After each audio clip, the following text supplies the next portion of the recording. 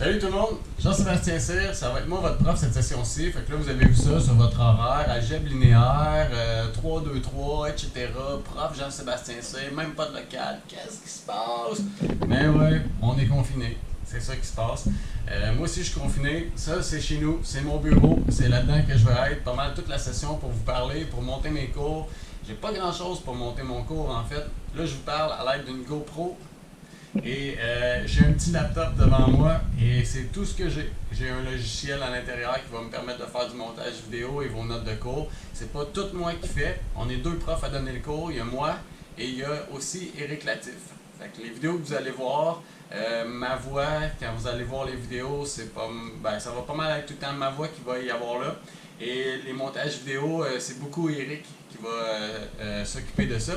Et il a déjà fait quelques exercices, donc quand vous allez voir là, une main apparaître, là, vous allez voir d'une semaine à l'autre, j'ai pas la même voix ou je suis plus bronzé, ben c'est pas tout le temps moi. Fait qu'il y a moi et Éric Latif qui donnons le même cours, il y a 6 groupes, il y en a 3, j'en ai 3, et c'est ça. Fait que là, bon, je tenais à ce que vous me voyiez avant qu'on parte le cours parce que c'est ça, il n'y a pas beaucoup d'interaction, puis je trouve ça plate d'être devant une caméra à parler nowhere dans mon bureau, mais pour vous, vous êtes chez vous à regarder un prof de maths sur YouTube. Fait que, en tout cas, c'est un peu bizarre, mais le cours va se dérouler comme ça. Fait qu'on va aller regarder le plan de cours ensemble. Il y a probablement plein d'informations qui sont là-dedans, que vous posez des questions et que je pourrais répondre à l'instant, probablement juste avec cette vidéo-là.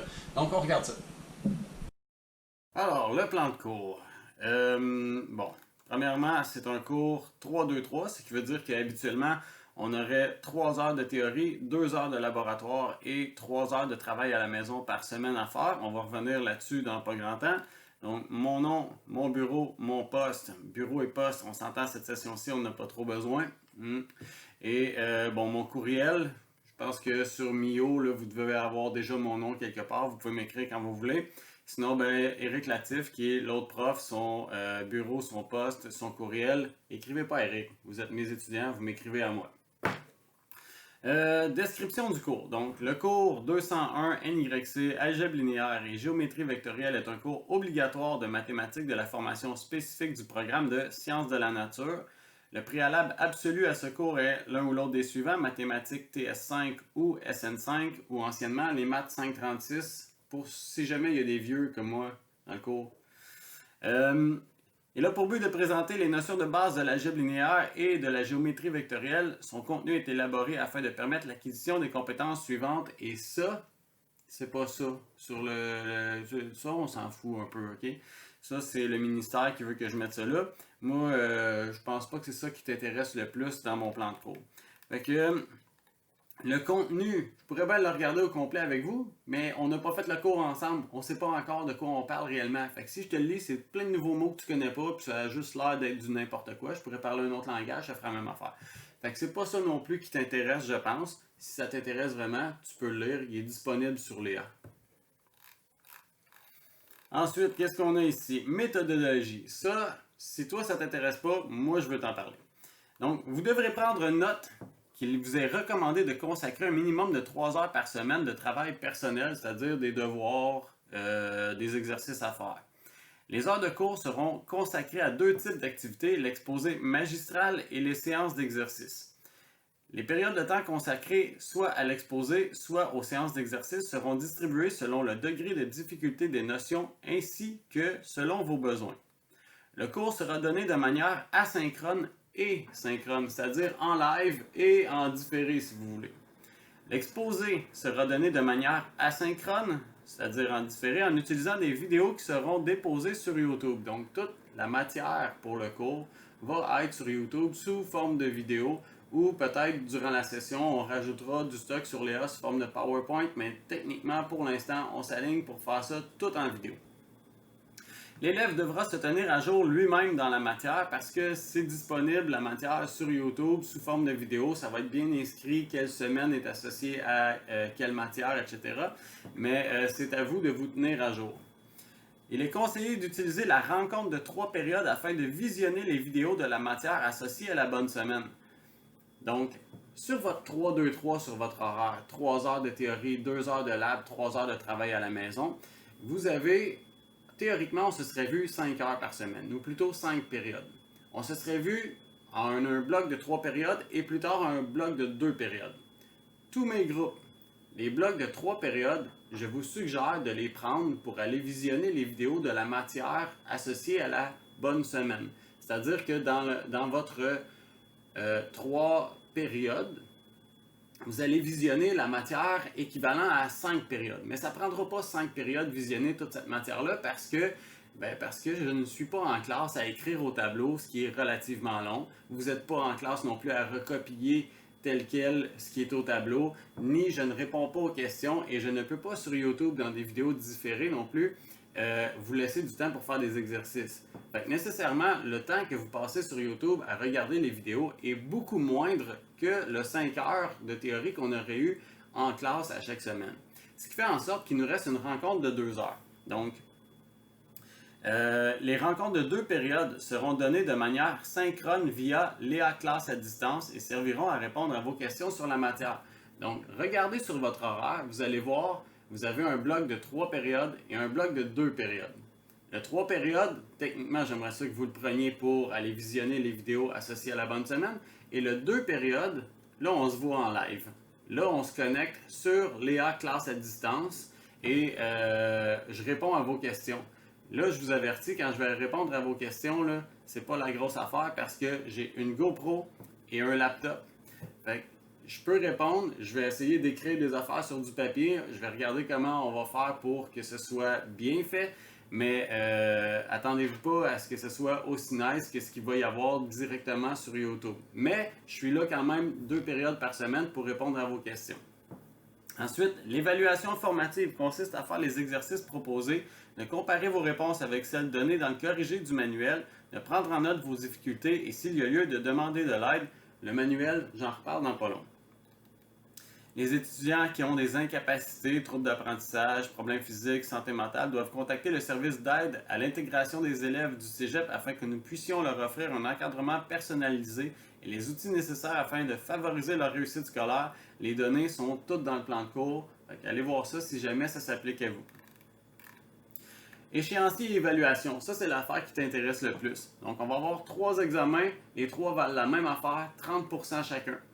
Ils vont être à peu près espacés de 5 semaines chaque. Et là, c'est des environs. On va vous donner les dates exactes pendant la session parce que on veut voir comment ça va avant de vous fixer des dates. Ensuite, l'activité d'intégration, parce qu'en sciences de la nature, il y en a toujours une, va porter sur tous les chapitres et donc va se faire plus vers la fin du cours et va avoir une pondération de 10%. Ensuite, prenez note que l'examen 3 pourrait avoir lieu dans la semaine d'évaluation finale. On ne sait toujours pas si on va avoir le droit de faire des examens au cégep. Techniquement, si on me demandait mon avis, moi je vous dirais tous les examens seraient au cégep. Les examens à distance, j'aimerais vraiment pas ça. Mais quand on saura si on peut vous donner l'examen final au cégep en présentiel, on vous le dira. Mais il nous reste quand même encore 15 ou 16 semaines avant de faire l'examen final, donc on a le temps amplement. Qu'est-ce que je vois d'autre ici? C'est pas des affaires que je dois vous parler absolument. Ok.